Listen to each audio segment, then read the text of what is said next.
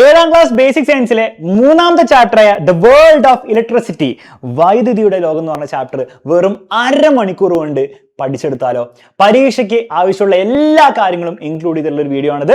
So ഈ video നിങ്ങൾ ഫുള്ളായിട്ട് കണ്ടിട്ട് മാത്രമേ എക്സാമിന് പോകാൻ പാടുള്ളൂ. മാത്രമല്ല, ഈ വീഡിയോ നിങ്ങൾക്ക് ആക്ച്വലി യൂസ്ഫുൾ ആയെങ്കിൽ കമന്റ് ബോക്സിൽ അറിയിക്കാൻ ഒരു മടിയും കാണിക്കരുത്. എല്ലാം നിങ്ങളുടെ ഏഴാം ക്ലാസ്സിലെ ഫ്രണ്ട്സിനും ഷെയർ ചെയ്യാൻ ഒരു മടിയും കാണിക്കരുത്. അപ്പോൾ നമുക്ക് ഈ ചാപ്റ്ററിൽ ആദ്യം പഠിക്കാനുള്ള ടോപ്പിക്കിലേക്ക് നേരെ അങ്ങോട്ട് കടന്ന് കയറാം. ഓക്കെ, ഈ ചാപ്റ്ററിൽ നമുക്ക് ആദ്യം പഠിക്കാനുള്ളത് സോഴ്സസ് ഓഫ് ഇലക്ട്രിസിറ്റിനെ പറ്റിയാണ്. വൈദ്യുത സ്രോതസ്സുകൾ, അതായത് എവിടെ നിന്നാണ് നമുക്ക് ഇലക്ട്രിസിറ്റി കിട്ടുക? പല സ്ഥലങ്ങളിൽ നിന്ന് കിട്ടും. ഫോർ എക്സാമ്പിൾ, ഇങ്ങനെ കുഞ്ഞ് ബാറ്ററി നമ്മൾ വിളിക്കും, പക്ഷെ അതിനെ ശരിക്കും വിളിക്കേണ്ടത് ഇലക്ട്രിക് സെല്ലിൽ നിന്നാണ്, വൈദ്യുത സെല്ലിൽ നിന്നാണ്. അപ്പൊ ചെറിയ ചെറിയ സാധനങ്ങളിലൊക്കെ നമ്മൾ എന്താണ്, കുഞ്ഞു കുഞ്ഞു ടോയ്സിലൊക്കെ നമ്മൾ എന്ത് ചെയ്യും, ഇതുപോലത്തെ ഇലക്ട്രിക് സെല്ലാണ് ഉപയോഗിക്കുക. അതിൽ നമുക്ക് ഇലക്ട്രിസിറ്റി കിട്ടില്ലേ? വൈദ്യുതി കിട്ടില്ലേ? തീർച്ചയായും വൈദ്യുതി കിട്ടും. പിന്നെ എവിടുന്ന് കിട്ടും? ബാറ്ററിന്ന് കിട്ടും അല്ലെ? കുറച്ചും കൂടി വലിയ സാധനമാണ് ബാറ്ററി. ബാറ്ററിന്ന് നമുക്ക് എന്ത് കിട്ടും? ഇലക്ട്രിസിറ്റി കിട്ടും. അപ്പൊ അതും എന്താണ്? ഒരു സോഴ്സസ് ഓഫ് ഇലക്ട്രിസിറ്റി ആണ്, ഒരു സോഴ്സ് ഓഫ് ഇലക്ട്രിസിറ്റി ആണ്, വൈദ്യുത സ്രോതസ്സാണ്. പിന്നെ എവിടുന്ന കിട്ടുക? ജനറേറ്റർ. കറണ്ട് ഒന്നും ഇല്ലെങ്കിൽ കല്യാണ പന്തലിലും അതുപോലെ സ്കൂളിലെ ഓഡിറ്റോറിയത്തിലൊക്കെ ജനറേറ്റർ, നല്ല സ്കൂളൊക്കെ ആണെങ്കിൽ ജനറേറ്റർ ഉണ്ടാവും അല്ലെ? ജനറേറ്ററിനും എന്താ കിട്ടുക? ഇലക്ട്രിസിറ്റിയാ കിട്ടുക. അപ്പൊ അതും ഒരു സോഴ്സ് ഓഫ് ഇലക്ട്രിസിറ്റി അല്ലേ? അതെ. സോളാർ പാനൽ നമ്മളിപ്പോൾ കുറെ ഉപയോഗിക്കാൻ തുടങ്ങിയിട്ടുണ്ട്. സോളാർ പാനലിൽ നിന്നും നമുക്ക് എന്ത് കിട്ടും? ഇലക്ട്രിസിറ്റി കിട്ടും. സോളാർ പാനൽ ഉപയോഗിക്കുന്ന സെല്ലിനെയാണ് നമ്മൾ സോളാർ സെൽ എന്ന് വിളിക്കുക എന്നുള്ള കാര്യം ഒന്ന് പഠിച്ചു വെക്കുക. അതും ഇലക്ട്രിസിറ്റിയുടെ സോഴ്സ് ആണ്. ഇതൊന്നും കൂടാതെ നമ്മൾ പ്ലഗിലേക്ക് നമ്മൾ ഇങ്ങനെ കുത്തി കഴിഞ്ഞാൽ അല്ലേ, നമ്മുടെ സോക്കറ്റിലേക്ക് കുത്തി കഴിഞ്ഞാൽ നമുക്ക് എന്താണ്, അതൊന്നും ഫ്രിഡ്ജിനും ടി വിക്കും എ സിക്കൊക്കെ വേണ്ടിയിട്ടുള്ള ഇലക്ട്രിസിറ്റി അതൊന്നും കിട്ടും. അതിന് നമ്മൾ മെയിൻസ് ഇലക്ട്രിസിറ്റി എന്നാണ് വിളിക്കുക. നമ്മുടെ വീട്ടിലെ പ്ലഗക്കില്ലേ, അതിന് നമ്മൾ മെയിൻസ് ഇലക്ട്രിസിറ്റി, മെയിൻസ് വൈദ്യുതിയും എന്തിന്റെ എക്സാമ്പിൾ ആണ്? സോഴ്സ് ഓഫ് ഇലക്ട്രിസിറ്റിയുടെ എക്സാമ്പിൾ ആണ്. അപ്പൊ ഈ എക്സാമ്പിൾസ് ഒന്ന് പഠിച്ചു വെക്കുക. Cell, battery, generator, mains electricity, solar cell. പരീക്ഷയിൽ ചോദിക്കും which are the main sources of electricity എന്നൊക്കെ ചോദിക്കുമ്പോൾ അങ്ങോട്ട് എഴുതി വെക്കാൻ പറ്റണം. അത്രേ ഉള്ളൂ സംഭവം. ഇനി നമുക്ക് ഈ ചാപ്റ്ററിൽ ആദ്യം പഠിക്കാനുള്ളത് ഈ ഇലക്ട്രിക് സെല്ലിനെ പറ്റിയിട്ടാണ്. ഈ ഇലക്ട്രിക് സെല്ലിന്റെ ഉള്ളിൽ എന്തായിരിക്കും ഉണ്ടാവുക? നമുക്ക് സിമ്പിൾ ആയിട്ട് നോക്കാം. ഇലക്ട്രിക് സെല്ലിന്റെ ഉള്ളിൽ നമുക്ക് ഡീറ്റെയിൽ ആയിട്ട് പഠിക്കാനില്ല കേട്ടോ, ടെക്സ്റ്റ് ബുക്കിലും കൊടുത്തില്ല. ബേസിക്കലി രണ്ട് മെറ്റലിന്റെ റോഡ്സ് ഉണ്ടാവും. പിന്നെ അതിൻ്റെ ഇടയിൽ ഒരു വെള്ളം പോലത്തെ ഒരു സൊല്യൂഷൻ ഉണ്ടാവും, ഒരു ലായനി ഉണ്ടാവും. ഈ ലായനിയുടെ പേരും കാര്യങ്ങളും നമുക്ക് ഈ ചാപ്റ്ററിൽ പഠിക്കാനില്ല. അപ്പൊ ബേസിക്കലി രണ്ട് മെറ്റൽ റോഡ്സ് നമ്മൾ എന്ത് ഉണ്ടാവും, ഒരു ലായനിയിൽ, ഒരു കെമിക്കലിൽ നമ്മൾ ഇങ്ങനെ മുക്കിയിട്ടുണ്ടാവും. എന്നിട്ട് ഇതിൻ്റെ ഉള്ളിൽ എന്താണ് സംഭവിക്കുക? ബേസിക്കലി ഈ മെറ്റലിന്റെ റോഡ് നമ്മൾ ഈ ഒരു ലായനിയിൽ മുക്കിയിടുമ്പം ഇവിടെ ഒരു കെമിക്കൽ റിയാക്ഷൻ നടക്കും. ഇവിടെ ഒരു കെമിക്കൽ റിയാക്ഷൻ നടക്കും, ഒരു രാസപ്രവർത്തനം നടക്കും. അതിന്റെ ഫലമായിട്ട് എന്തുണ്ടാവും? ആ കെമിക്കൽ റിയാക്ഷൻ നടന്നിട്ടാണ് എന്ന് പറഞ്ഞ ഇലക്ട്രിസിറ്റി ഇതിലേക്ക് കൂടെ ഒഴുകുക. അപ്പൊ ഇലക്ട്രിക് സെല്ലിന്റെ ഉള്ളിൽ ബേസിക്കലി ഒരു കെമിക്കൽ റിയാക്ഷൻ നടന്നിട്ടാണ് അവിടെ ഇലക്ട്രിസിറ്റി, വൈദ്യുതി ഉണ്ടാവുന്നത്. അപ്പൊ പരീക്ഷയിൽ ചോദിക്കും ഒരു ഇലക്ട്രിക് സെല്ലിന്റെ ഉള്ളിലുള്ള എനർജി കൺവേർഷൻ എന്താണ്, ഊർജ പരിവർത്തനം എന്താണെന്ന് ചോദിച്ചാൽ നിങ്ങൾ വൃത്തിക്ക് പറഞ്ഞോണം. സെൽ അല്ലെ, electric cell converts chemical energy അല്ലേ, കെമിക്കൽ റിയാക്ഷൻ അല്ലേ ഇലക്ട്രിസിറ്റി ആയി മാറുന്നത്. അപ്പൊ chemical energy into electric energy എന്നുള്ള കാര്യം പഠിച്ചു വെക്കാം. ഒരു സെല്ല് രാസോർജത്തെ വൈദ്യുതോർജ്ജമാക്കി മാറ്റും എന്നുള്ള കാര്യം പഠിച്ചോ, പരീക്ഷയിൽ എന്തായാലും ചോദിക്കും. ഓക്കെ, അപ്പൊ ഇലക്ട്രിക് സെല്ലിന്റെ എനർജി കൺവേർഷൻ മനസ്സിലായി. സാർ, ഈ ഇലക്ട്രിക് സെല്ലും ബാറ്ററിയും സെയിം ആണോ? അല്ലെ, രണ്ടും നമ്മൾ ഏതാണ്ട് ഒരേപോലെ ഉപയോഗിക്കാം. സെയിം അല്ല, പക്ഷെ സെയിം പോലെയാണ്. അപ്പൊ എന്താണ് ഇവർ തമ്മിലുള്ള ബന്ധം ശരിക്കും? അതും പഠിക്കണം, പഠിച്ചു. സംഭവം ഇത്രയേ ഉള്ളൂ. ഒരു ബാറ്ററി എടുത്ത് നിങ്ങൾ തുറന്നു നോക്കിയാൽ ഇങ്ങനത്തെ കുറെ സാധനങ്ങൾ കാണാൻ പറ്റും. അതാണ് എന്ത്? സെല്ലുകൾ. അപ്പൊ സെല്ലും ബാറ്ററിയും തമ്മിൽ കണക്ഷൻ എന്താണ്? ഇത്രയേ ഉള്ളൂ. ഒന്നിൽ കൂടുതൽ സെല്ലുകൾ ഒരുമിച്ച് വന്നു കഴിഞ്ഞാൽ അതിന് നമ്മൾ എന്ത് വിളിക്കും? നമ്മൾ ബാറ്ററി എന്ന് വിളിക്കും. അപ്പൊ ബാറ്ററി എന്ന് പറഞ്ഞാൽ ഒന്നിൽ കൂടുതൽ സെല്ല്, ഒരു സെല്ല് മാത്രമാണ് സെല്ല്. ഒന്നിൽ കൂടുതൽ സെല്ല് ഇങ്ങനെ ഒരുമിച്ച് പാക്ക് ചെയ്ത് വെച്ച് കഴിഞ്ഞാൽ അതിന് നമ്മൾ എന്ത് വിളിക്കും? ബാറ്ററി എന്ന് വിളിക്കും. അപ്പൊ ഇത്രയേ ഉള്ളൂ പരിപാടി. അപ്പൊ ഈ ഒരു കാര്യം ഒന്ന് പഠിച്ചു വെക്കുക, പരീക്ഷ വയ്ക്കുമ്പോൾ ഉത്തരം കൊടുക്കാൻ പറ്റണം. ഓക്കെ, നെക്സ്റ്റ് നമുക്ക് പഠിക്കാനുള്ളത് രണ്ട് ടൈപ്പ് സെല്ലുകളുണ്ട്. ഒന്ന് നമ്മുടെ ക്ലോക്കിലൊക്കെ ഉപയോഗിക്കുന്ന സെല്ലല്ലേ ബാറ്ററി. അതിന്റെ പ്രത്യേകത എന്താണ്? ക്ലോക്കിൽ ഉപയോഗിക്കുന്ന ബാറ്ററി കുറച്ച് നാൾ കഴിയുമ്പോൾ, 1-2 വർഷം ഉപയോഗിച്ച് കഴിയുമ്പോഴത്തേക്കും അത് തീർന്നു പോകും. പിന്നെ നമ്മൾ ബാറ്ററി പുതിയ ഫിറ്റ് ചെയ്യേണ്ടി വരും. അതായത് ആ ബാറ്ററി എന്ത് ചെയ്യാൻ പറ്റില്ല? റീചാർജ് ചെയ്യാൻ പറ്റില്ല. നോൺ റീചാർജബിൾ ആണ് അല്ലേ? അതായത് നമുക്ക് റീചാർജ് ചെയ്യാൻ കഴിയാത്ത സെൽ അഥവാ ബാറ്ററിയാണ് നമ്മുടെ ക്ലോക്കിലൊക്കെ ഉപയോഗിക്കുന്നത്. എന്നാൽ നമ്മുടെ ഫോണിന്റെ ഉള്ളിലും ബാറ്ററി ഉണ്ട് അല്ലേ? ഫോണിന്റെ പുറകിൽ ബാറ്ററി ഉണ്ട്. ആ ബാറ്ററിയുടെ പ്രത്യേകത എന്താണ്? ഓരോ പ്രാവശ്യം ചാർജ് കുറഞ്ഞ് 5% ആകുമ്പോഴത്തേക്കും കുത്തി വെച്ച് കഴിഞ്ഞാൽ വീണ്ടും ചാർജ് 100% ആവും. ദാറ്റ് ഈസ് അതിനെ റീചാർജ് ചെയ്യാൻ പറ്റും. അപ്പൊ റീചാർജബിൾ സെൽസ് എവിടെയാണ് ഉപയോഗിക്കുന്നത് പരീക്ഷയിൽ ചോദിക്കും. അപ്പോൾ ഉത്തരം കൃത്യമായിട്ട് പറഞ്ഞോണം. ഫോണിന്റെ ബാറ്ററിയിൽ നമ്മൾ റീചാർജബിൾ സെൽസ് ആണ് ഉപയോഗിക്കുന്നത്. പിന്നെ എവിടെയാണുള്ളത്? പവർ ബാങ്കും നമുക്ക് ഇങ്ങനെ ചാർജ് കളിക്കാൻ പറ്റില്ലേ? അപ്പോൾ അവിടെയൊക്കെ നമ്മൾ റീചാർജബിൾ സെൽസ് ആണ് ഉപയോഗിക്കുന്നത്. എന്നാൽ ബാക്കിയുള്ള മിക്ക സാധനങ്ങളും ക്ലോക്ക്, റിമോട്ട്, അതിലൊക്കെ നമ്മൾ എന്താ ഉപയോഗിക്കുന്നത്? നോൺ റീചാർജബിൾ ഉപയോഗിക്കുന്ന കാര്യം ഒന്ന് പഠിച്ചു വെക്കുക. പരീക്ഷ ചോദിക്കുമ്പോൾ വൃത്തിക്ക് അങ്ങോട്ട് ഉത്തരം കൊടുക്കാൻ പറ്റണം. നെക്സ്റ്റ് നമുക്ക് പഠിക്കാനുള്ളത് 3 ടൈപ്പ് ബൾബിനെ പറ്റിയിട്ടാണ്. ഇതും പരീക്ഷയിൽ ചോദിക്കും കേട്ടോ. 3 ടൈപ്പ് ബൾബ് ഏതൊക്കെ നമുക്ക് പഠിക്കാനുള്ളത്? ഒന്ന്, പണ്ടൊക്കെ ജാംബോന്റെ കാലത്ത് ഉപയോഗിച്ചുകൊണ്ടിരുന്നത്, ജാംബോന്റെ കാലത്തല്ല, ഞാനൊക്കെ ചെറുപ്പത്തിൽ ഉപയോഗിച്ചുകൊണ്ടിരുന്നത്, വിച്ച് ഇസ് കൈൻഡ് ഓഫ് ജാംബോന്റെ കാലം ഫോർ യു, ഫിലമെന്റ് ബൾബ്. മഞ്ഞ കളർ ബൾബില്ലേ, അതിന് നമ്മൾ ഫിലമെന്റ് ബൾബ് എന്നാണ് മലയാളത്തിലും വിളിക്കുക. ഇത് അത്രത്തെ അടിപൊളിയൊന്നുമല്ല, ഇപ്പൊ നമ്മൾ കാര്യമായി ഉപയോഗിക്കാറില്ല. ഇതിന്റെ കുറച്ചും കൂടി ഇംപ്രൂവ്ഡ് വേർഷൻ ഞാൻ 4ാം ക്ലാസ്സിലൊക്കെ പഠിക്കുമ്പോൾ ഇതായിരുന്നു ഉള്ളത്. ഞാൻ 9ാം ക്ലാസ് ആയപ്പോഴത്തേക്കും എന്റെ വീട്ടിൽ എന്തായി? ഇതുപോലത്തെ സാധനമായി. ഇതെന്താ വിളിക്കുക? CFL. ഫുൾ നെയിം പഠിച്ചു വെച്ചോ, കോമ്പാക്ട് ഫ്ലൂറസെന്റ് ലാമ്പ് എന്ന് പറയും. CFL എന്നാണ് ഇതിനേക്കാളും കുറച്ചുകൂടി അടിപൊളിയാണ്, ഫിലമെന്റ് ലാമ്പിനെക്കാളും കുറച്ചുകൂടി അടിപൊളിയാണ്. അതിനുശേഷം ഞാൻ ഏതാണ്ട് കോളേജിലൊക്കെ എത്താനായപ്പോഴത്തേക്കും ഈ CFLും ഇല്ലാതായി പോയി. ഓൾമോസ്റ്റ് എല്ലാ വീടുകളിലും, എൻ്റെ വീടടക്കം LED ആയി മാറി. LED ഫുൾ ഫോം പഠിച്ചു നോക്കണം, ലൈറ്റ് എമിറ്റിംഗ് ഡയോഡ്. 3 ലാമ്പുകളുണ്ട്, 3 ബൾബുകളുണ്ട്, ഫിലമെന്റ് ബൾബ് ഉണ്ട്, CFL ഉണ്ട്, LED ഉണ്ട്. പരീക്ഷ ചോദിക്കും ഇതിൽ ഏറ്റവും അടിപൊളി ആരാന്ന് ചോദിക്കും. ഏറ്റവും അടിപൊളി LED ആണെന്ന് പറയണം. അത് എന്തുകൊണ്ടാണെന്ന് ചോദിക്കും. അത് എനർജി എഫിഷ്യന്റ് ആണ്, വളരെ കുറവ് ഊർജം മാത്രമേ ഉപയോഗിക്കുള്ളൂ. ഓക്കെ, എനർജി കാര്യമായിട്ട് വേസ്റ്റ് ആക്കില്ല, വളരെ കുറച്ച് എനർജിയെ വേണ്ടുള്ളൂ, എനർജി എഫിഷ്യന്റ് ആണ് എന്നുള്ള കാര്യം ഒന്ന് പഠിച്ചു വെക്കുക. പരീക്ഷ ചോദിച്ചാൽ ഉത്തരം കൊടുക്കണം. അങ്ങനെയാണെങ്കിൽ സെക്കൻഡ് ആരാണ്? ഫസ്റ്റ് ഇവനാണ് ഏറ്റവും അടിപൊളി. സെക്കൻഡ് ആരാണ് അടിപൊളി? ഇവനാണോ? സെക്കൻഡ് CFL ആണ്. ഏറ്റവും പൊട്ട ആരാണ്? ഏറ്റവും പൊട്ട ഇവനാണ്. അതുകൊണ്ടാണ് അവൻ ആദ്യം തന്നെ നമ്മൾ മാറ്റിയത്. കാരണം എന്തായിരിക്കും? ഇവൻ എനർജി എഫിഷ്യന്റ് അല്ല. ഓക്കെ, ഊർജം വളരെ കൂടുതൽ ഉപയോഗിക്കും, കുറെ ഊർജം വേസ്റ്റ് ആയി പോകും. അതാണ് അതിന്റെ ലോജിക് എന്നുള്ള കാര്യം ഒന്ന് പഠിച്ചു വെക്കുക. ഓക്കെ, അടുത്ത് നമുക്ക് പഠിക്കാനുള്ളത് 2 ടൈപ്പ് സർക്യൂട്ടിനെ പറ്റിയിട്ടാണ്. ഒരു ബാറ്ററി നിങ്ങൾ എടുത്തിട്ട് ഒരു ബൾബിലേക്ക് ബാറ്ററിക്ക് 2 ടെർമിനൽ ഉണ്ടാവേ, ഒരു പോസിറ്റീവ് ടെർമിനൽ, ഒരു നെഗറ്റീവ് ഉണ്ടാവും കേട്ടോ. ബാറ്ററിയുടെ പോസിറ്റീവ് ബൾബിലേക്ക് പോയി, നെഗറ്റീവും ബൾബിലേക്ക് പോയി. ബൾബിൽ ആക്ച്വലി നിങ്ങൾ മുട്ടിച്ചിട്ടുണ്ടെങ്കിൽ അങ്ങനെ സർക്യൂട്ട് നമ്മൾ എന്ത് വിളിക്കും? നമ്മൾ ക്ലോസ്ഡ് സർക്യൂട്ട് എന്ന് വിളിക്കും, അടഞ്ഞ സർക്യൂട്ട് എന്ന് വിളിക്കും. ഇങ്ങനെ നമ്മൾ കണക്ട് ചെയ്ത് വെച്ച് കഴിഞ്ഞാൽ ബൾബ് കത്തോ ഇല്ലയോ? Yes or no? കമന്റ് ബോക്സിൽ പറ, കമന്റിൽ പറ. ബൾബ് കത്തോ ഇല്ലയോ? എടോ, ഇങ്ങനെ ബൾബിലേക്ക് ആക്ച്വലി നിങ്ങൾ മുട്ടിച്ച് മറ്റേ അറ്റം ബാറ്ററിയിലേക്ക് മുട്ടിച്ച് കഴിഞ്ഞാൽ ബൾബ് കത്തും. എന്നാൽ ബാറ്ററിയിൽ നിന്ന് ഇങ്ങനെ വയറ് പോകുന്നുണ്ട്, പക്ഷെ ബൾബിലേക്ക് മുഴുവനായിട്ടും അത് എത്തുന്നില്ല, ഇടയിൽ ഒരു ഗ്യാപ്പ് വന്നു. അങ്ങനത്തെ സർക്യൂട്ട് നമ്മൾ ഓപ്പൺ സർക്യൂട്ട്, തുറന്ന സർക്യൂട്ട് എന്ന് വിളിക്കും. കാരണം തുറന്നിട്ടല്ലേ കിടപ്പുള്ളത്. അങ്ങനെ വന്നാൽ ബൾബ് കത്തുവോ? അങ്ങനെ വന്നാൽ ബൾബ് കത്തില്ല. അപ്പം നിങ്ങൾ പഠിച്ചു വെച്ചൂടാ, ക്ലോസ്ഡ് സർക്യൂട്ട് ആണെങ്കിൽ ഇങ്ങനെ ക്ലോസ്ഡ് എന്ന് പറഞ്ഞാൽ ഇങ്ങനെ പോയിട്ട് ബൾബിന്റെ ഉള്ളിൽ കൂടി വയർ കണക്ഷൻ ഉണ്ട്, അത് തിരിച്ചിങ്ങനെ വന്ന് ഇതിന്റെ ഉള്ളിൽ ഇങ്ങനെ കണക്ഷൻ ഉണ്ട്. ഇത് ക്ലോസ്ഡ് ആണ് ശരിക്കും കേട്ടോ. ശരിക്കും നമ്മൾ ഉള്ളിൽ ഭാഗം കാണാത്തതുകൊണ്ടാണ്. ഇത് ആക്ച്വലി ഒരു സർക്കിൾ പോലെ ഇങ്ങനെ തിരിച്ചു വരികയാണ്. അങ്ങനെ സർക്യൂട്ട് ക്ലോസ്ഡ് ആണ്.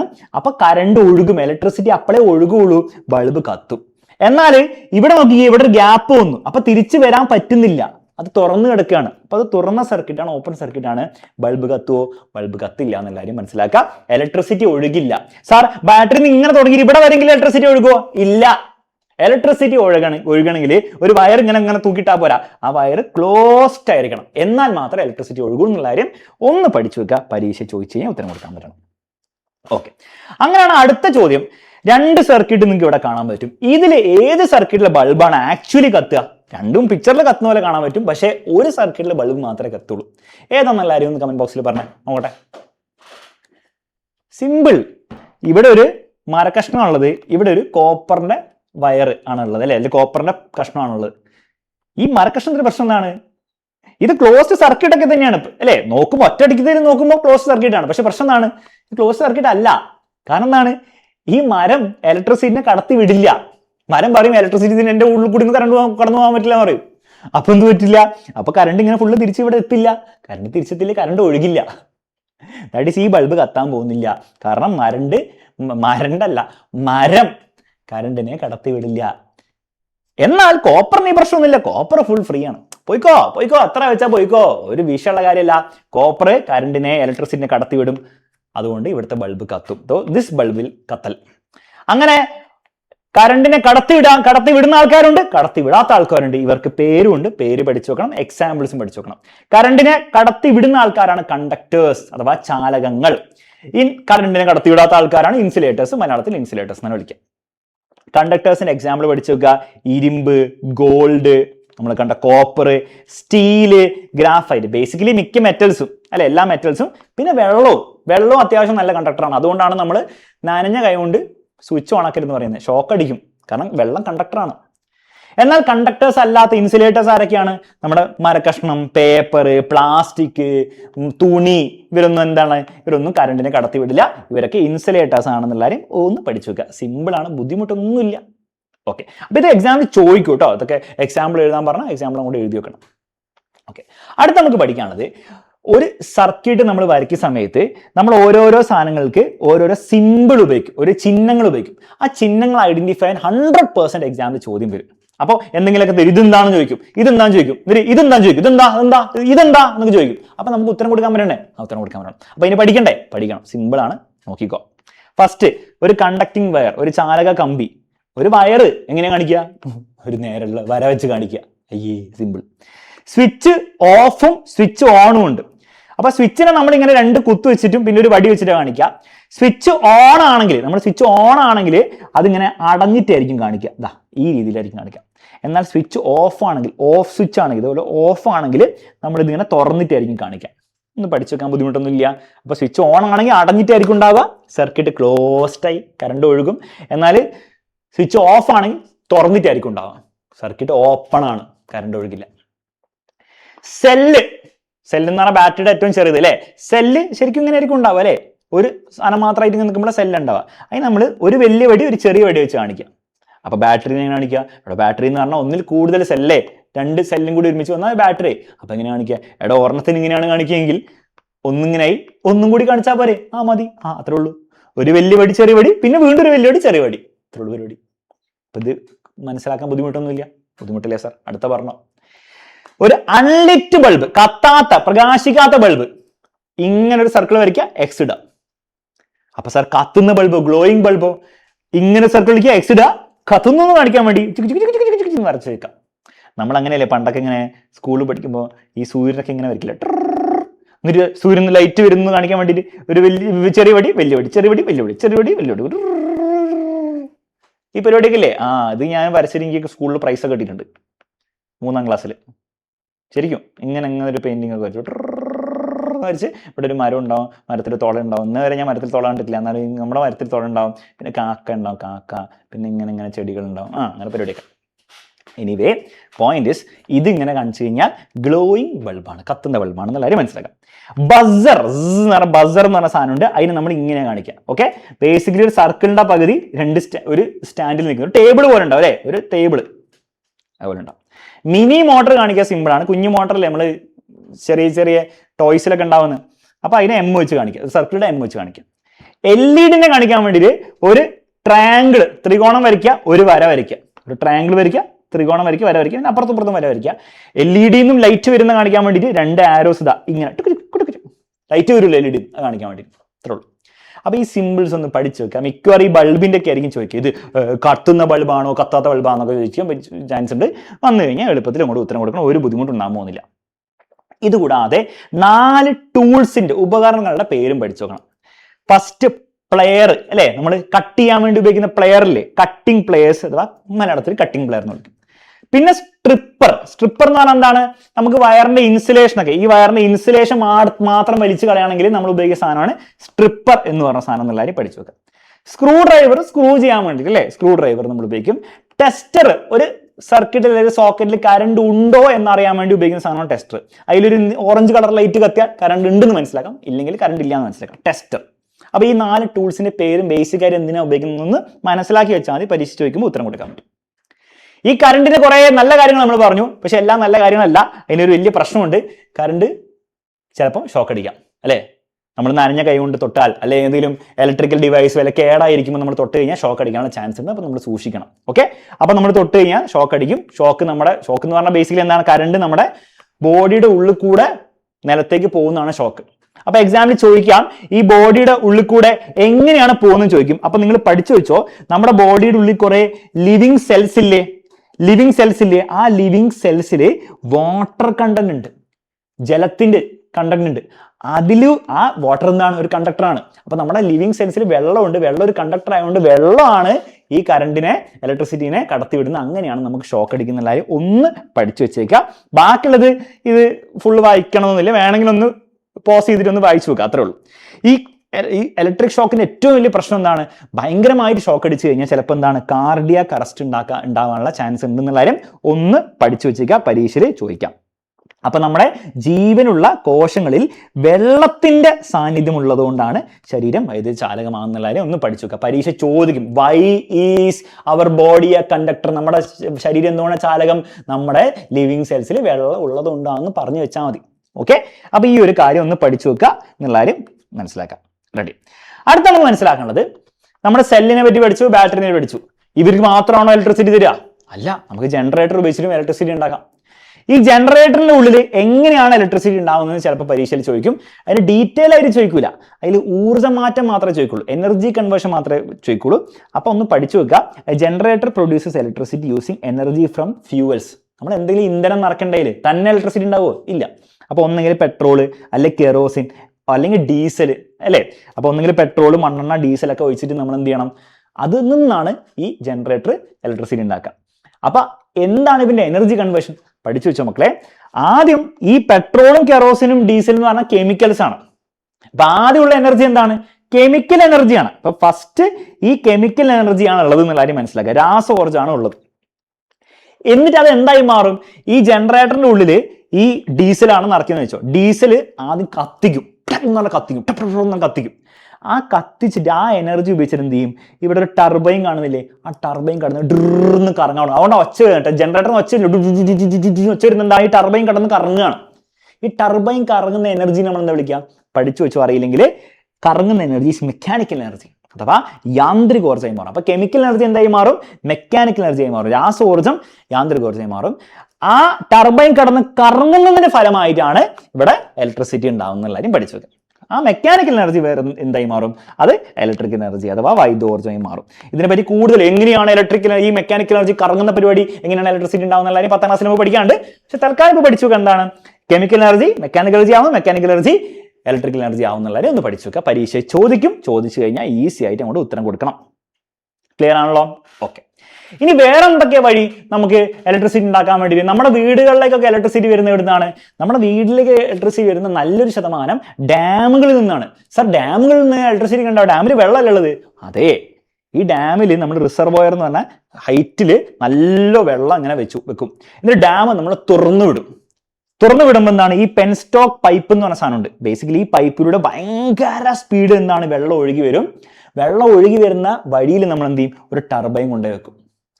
വെള്ളത്തിന്റെ ഫോഴ്സ് കാരണം ടർബൈൻ കറങ്ങാൻ തുടങ്ങും. ടർബൈൻ കറങ്ങി ഇലക്ട്രിസിറ്റി ഉണ്ടാവും. ബേസിക്കലി അതിൻ്റെ ഉള്ളിൽ ജനറേറ്റർ ഉണ്ട്. ആ ജനറേറ്റർ എന്ത് ചെയ്യും? ഇലക്ട്രിസിറ്റി ഉണ്ടാക്കും. അപ്പൊ ബേസിക്കലി നമ്മുടെ ജനറേറ്ററിന്റെ ഉള്ളിൽ ഡീസൽ കത്തിച്ചിട്ടാണ് ടർബൈൻ കറക്കുന്നതെങ്കിൽ നമ്മുടെ ഡാമിലൊക്കെ എന്താണ്? വെള്ളത്തിന്റെ ഫോഴ്സ് വെച്ചിട്ടാണ് നമ്മൾ ടർബൈൻ കറക്കി ഇലക്ട്രിസിറ്റി ഉണ്ടാക്കുന്ന കാര്യം ഒന്ന് പഠിച്ചു വെച്ചേക്കുക, പരീക്ഷ ചോദിക്കും. ഓക്കെ.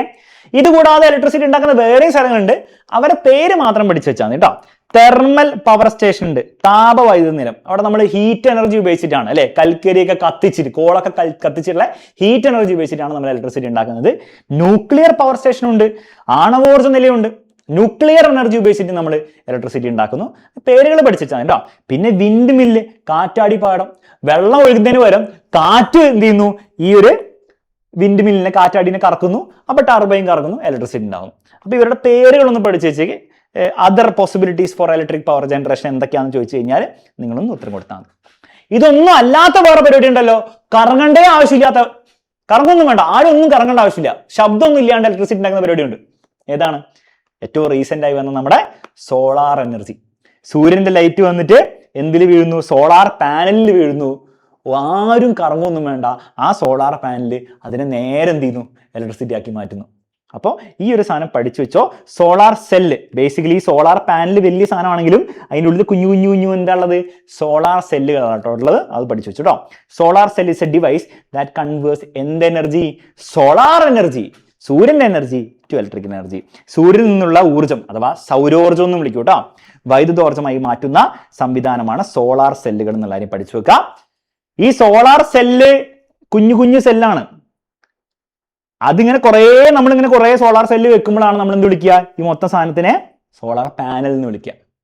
അപ്പൊ പഠിച്ചു വെച്ചു, solar panel is A combination of 2 or more solar cell. ഒന്നിലധികം അല്ലെ രണ്ടിലധികം, എന്ത് പറഞ്ഞാൽ 2 or more എന്ന് പറയണ്ട, 1 or more എന്നാണ് കേട്ടോ. 1 or more എന്ന് പറയാനല്ല, മോർ ദാൻ 1 എന്ന് പറയാം. അതാണ് കുറച്ചുകൂടി കറക്റ്റ്. മോർ ദാൻ 1 എന്നാണ് കുറച്ചുകൂടി കറക്റ്റാണ്. മോർ ദാൻ 1 സോളാർ സെൽ, ഒന്നിൽ കൂടുതൽ, ഒന്നിലധികം സോളാർ സെല്ലുകൾ ചേർന്നാണ് സോളാർ പാനൽ ഉണ്ടാവുന്ന കാര്യം ഒന്ന് പഠിച്ചു വെക്കുക. സോളാർ പാനലാണ് ഇനിയുള്ള ഫ്യൂച്ചർ. കാരണം എന്താണ്, സോളാർ പാനൽ ഏറ്റവും വലിയ പ്രത്യേകത എന്താണ്, അത് കാര്യമായിട്ട് പൊല്യൂഷൻ ഉണ്ടാക്കുന്നില്ല. അതാണ് ഏറ്റവും വലിയ ഗുണം. അതിലും വലിയ ഗുണം എന്താണ്, സോളാർ എനർജി, സൂര്യൻ എനർജി ഒരിക്കലും തീരാൻ പോകുന്നില്ല, അതിങ്ങനെ ഉണ്ടായിക്കൊണ്ടേയിരിക്കും. ഓക്കെ, ലാസ്റ്റ് നമുക്ക് ഈ ചാപ്റ്ററിൽ പഠിക്കാനുള്ള സാധനമാണ്, പരീക്ഷയിൽ എപ്പോഴും ചോദിക്കുന്നതാണ്. Write 4 methods to save electricity. വൈദ്യുതി ലാഭിക്കാനുള്ള 4 വഴികൾ. നിങ്ങൾക്ക് എന്ത് വേണേൽ എഴുതിക്കാം. സിമ്പിൾ ആയിട്ടുള്ള 4 അവിടെ കൊടുത്തിട്ടുണ്ട്. Switch off, light and fan use ചെയ്യാത്ത ഫാൻ ഓഫ് ചെയ്യുക, ലൈറ്റ് ഓഫ് ചെയ്യുക, LED ബൾബ്സ് ഉപയോഗിക്കുക, ഫിലമെന്റ് ബൾബിനെക്കാളും അല്ലെങ്കിൽ CFL-നെക്കാളും LED ബൾബ് ഉപയോഗിച്ച കുറേ ഇലക്ട്രിസിറ്റി നമുക്ക് ലാഭിക്കാൻ പറ്റും. Unplug chargers and device after യൂസിന് ശേഷം എന്ത് ചെയ്യുക, അൺപ്ലഗ് ചെയ്ത് വെക്കുക. Use natural light during day time. രാവിലെയൊക്കെ എന്ത് ചെയ്യുക, നാച്ചുറൽ ലൈറ്റ് ഉപയോഗിക്കുക. ഈ ഒരു കാര്യം കൂടി പഠിച്ചു വെച്ചാൽ ഈ ചാപ്റ്റർ നീ എന്ത് വന്നാലും നിങ്ങൾക്ക് ഉത്തരം കൊടുക്കാൻ പറ്റും മക്കളെ, ഒരു ബുദ്ധിമുട്ടും നിങ്ങൾക്ക് ഉണ്ടാവില്ല. ഇനി കൂടുതൽ ചോദ്യങ്ങൾ നിങ്ങൾക്ക് ചെയ്യണമെങ്കിൽ എന്ത് ചെയ്യാം, നിങ്ങൾക്ക് ആപ്പ് എടുത്തിട്ട് ഇതിൽ ലൈവ് ക്ലാസ് നിങ്ങൾ പോയി ഇനി കാണണ്ട, അതിന് സമയമൊന്നും ഉണ്ടാവില്ല. എന്ത് ചെയ്താൽ ഈ ക്വസ്റ്റ്യൻസ് കോർണറിൽ പോയി കഴിഞ്ഞാൽ ടെക്സ്റ്റ് ബുക്കിൽ LHSലെ ക്വസ്റ്റ്യൻസ് അവിടെ ചെയ്ത് വെച്ചിട്ടുണ്ട്. അതുകൂടാതെ ടെക്സ്റ്റ് ബുക്കിൽ കുറച്ച് എക്സ്ട്രാ ക്വസ്റ്റ്യൻസും കൂടെ അവിടെ ചെയ്ത് വെച്ചിട്ടുണ്ട്. അതും കൂടി സമയം ഉണ്ടെങ്കിൽ ബാച്ചിലുള്ള കുട്ടികളാണെങ്കിൽ ഒന്നും ചെയ്യാം. ബാച്ചിലില്ലാത്ത കുട്ടികളാണെങ്കിൽ നിങ്ങൾക്ക് എന്താണ്, നിങ്ങൾക്ക് വേണമെങ്കിൽ ബാച്ചിലൊക്കെ ഇപ്പോൾ ജോയിൻ ചെയ്യാം. ഇപ്പം നമുക്ക് ബാച്ചിലൊക്കെ നിങ്ങൾക്ക് അറിയായിരിക്കും, ഒരു സ്പെഷ്യൽ ഓഫറൊക്കെ നമ്മുടെ ബാച്ചിൽ റൺ ആവുന്നുണ്ട്. അതൊക്കെ ബേസിൽ വേണം ജോയിൻ ചെയ്യാം. എന്നിട്ട് എന്ത് ചെയ്യാം, ഈ ക്വസ്റ്റ്യൻ കിട്ടാൻ വേണ്ടിയിട്ട് മാത്രമല്ല, ഇനിയുള്ള ക്ലാസ്സുകൾക്കും അല്ലേ, ഇനി ക്രിസ്മസ് പബ്ലിക് ഒക്കെ ഉള്ള ക്ലാസ്സുകൾക്ക് എന്താണ് നിങ്ങൾക്ക് കിട്ടാൻ വേണ്ടിയിട്ടും, പിന്നെ ക്വസ്റ്റ്യൻസും എല്ലാ കാര്യങ്ങളും വൃത്തിക്ക് എല്ലാ ചാപ്റ്ററിനെയും കിട്ടും. വളരെ അഫോർഡബിൾ ആയിട്ടുള്ള ഫീസ്. അപ്പോൾ അതൊക്കെ ഉപയോഗിക്കണമെങ്കിൽ നിങ്ങൾക്ക് എന്ത് ചെയ്യാം, നമ്മുടെ ബാച്ചിൽ ജോയിൻ ചെയ്യാം. ബാച്ചിൽ ജോയിൻ ചെയ്യണമെങ്കിൽ ഇപ്പോൾ ഓഫർ ഉണ്ടാവും. താഴെ നമ്മുടെ ഡീറ്റെയിൽസും കൊടുത്തിട്ടുണ്ട്, അതിൽ കോൺടാക്ട് ജോയിൻ ചെയ്യാം. എന്തായാലും ബാച്ചിൽ ഓൾറെഡി പഠിക്കുന്നിട്ടുള്ളതാണ്. ആ ക്വസ്റ്റ്യൻസും കൂടി ചെയ്ത് കഴിഞ്ഞാൽ ഈ ചാപ്റ്ററിന് എന്ത് വന്നാലും എങ്ങനെ വന്നാലും നിങ്ങൾക്ക് ഫുൾ മാർക്ക് ആയിരിക്കും കിട്ടുക എന്നുള്ള ഗ്യാരണ്ടി. അപ്പൊ മക്കളെ, ഈ ഒരു ചാപ്റ്ററിന് പരീക്ഷയ്ക്ക് ആവശ്യമുള്ള എല്ലാ കാര്യങ്ങളും ഞാൻ ഈ വീഡിയോയിൽ കവർ ചെയ്തിട്ടുണ്ട്. സോ ഇത്രയും കാര്യങ്ങൾ നിങ്ങൾ എന്തായാലും നോക്കിയിട്ട് പോവാം. മാത്രമല്ല നമ്മുടെ ചാനലിലെ ബാക്കിയുള്ള വീഡിയോസും നമ്മുടെ ലൈവിലുള്ള ക്വസ്റ്റ്യൻസ്, ഷുവർ ക്വസ്റ്റ്യൻസ് ലൈവിൽ വന്നിട്ട് എന്ത് ചെയ്യുക, ആ ചോദ്യങ്ങളോട് ചെയ്തിട്ടാണ് നിങ്ങൾ പരീക്ഷയ്ക്ക് പോകുന്നതെങ്കിൽ A+ ഫുൾ മാർക്കൊക്കെ എളുപ്പത്തിൽ നിങ്ങൾക്ക് വാങ്ങിച്ചെടുക്കാൻ പറ്റും. പിന്നെ മറ്റൊരു കാര്യം, നമ്മുടെ ബാച്ചിലൊക്കെ ജോയിൻ ചെയ്യാൻ ആഗ്രഹം ഉണ്ടെങ്കിൽ this is the best time. ഒരു സ്പെഷ്യൽ ഓഫറൊക്കെ നമ്മുടെ ബാച്ചിൽ റൺ ചെയ്യുന്നുണ്ട്.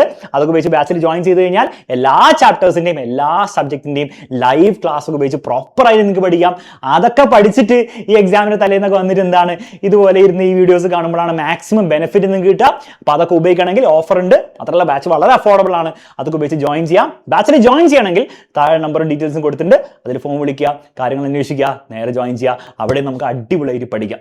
ഓക്കെ, അപ്പോൾ വൺസ് അഗൈൻ എല്ലാവരും ഈ വീഡിയോ ഫുൾ ആയിട്ട് കണ്ടു എന്ന് വിചാരിക്കുന്നു. ഒബ്വിയസ്ലി നിങ്ങൾ കണ്ടിട്ടുണ്ടാവും. നിങ്ങൾ എല്ലാ ഫ്രണ്ട്സിനും ഷെയർ ചെയ്യാൻ മറക്കരുത്. കമന്റ് ബോക്സിൽ ഒരു കമന്റെങ്കിലും ഇടാൻ മറക്കരുത്. എല്ലാവർക്കും once again all the best. പോയി പരീക്ഷയൊക്കെ തകർത്ത് എഴുതി വാ.